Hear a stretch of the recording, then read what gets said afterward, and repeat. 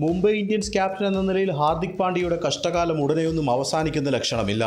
തുടർച്ചയായ 2 മത്സരങ്ങൾ ജയിച്ച് മുംബൈ ട്രാക്കിലായെന്ന് തോന്നിച്ച ഘട്ടത്തിൽ ഞായറാഴ്ച CSKയോടേറ്റ 20 റൺസിൻ്റെ പരാജയം ടീമിനെ വീണ്ടും പ്രതിസന്ധിയിലേക്ക് തള്ളിയിട്ടിരിക്കുകയാണ്.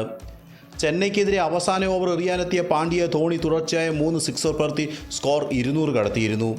അവസാന ഓവറിൽ 26 റൺസാണ് പാണ്ഡ്യ വഴങ്ങിയത്. ഫലത്തിൽ ഈ റൺസായിരുന്നു ചെന്നൈയുടെ വിജയത്തിൽ നിർണായകമായത്. മത്സരത്തിനിടയ്ക്ക് കനത്ത വിമർശനമാണ് മുൻ ഇന്ത്യൻ ക്രിക്കറ്റ് താരവും കമൻറ്റേറ്ററുമായ സുനിൽ ഗവാസ്കർ പാണ്ഡ്യയ്ക്കെതിരെ നടത്തിയത്. ഇതൊരു സാധാരണ ബൗളിംഗ് മാത്രമായിരുന്നു, സാധാരണ ക്യാപ്റ്റൻസിയും. 185-190 റൺസിൽ അവരെ ഒതുക്കേണ്ടതായിരുന്നു. ഒരുപക്ഷെ വളരെ കാലത്തിന് ശേഷം ഞാൻ കണ്ട ഏറ്റവും മോശം ബൗളിംഗ് ഇതുതന്നെയായിരുന്നു. എൻ്റെ ഹീറോയ്ക്ക് സഹായമാകുന്ന രീതിയിൽ ബൗൾ ചെയ്തു. അതായിരിക്കും പാണ്ഡ്യ ഉദ്ദേശിക്കുന്നത്. അവന് സിക്സുകൾ അടിക്കാൻ പറ്റുന്ന രീതിയിലുള്ള പന്തുകളാണ് ഹാർദിക് എറിഞ്ഞുകൊണ്ടിരുന്നത്.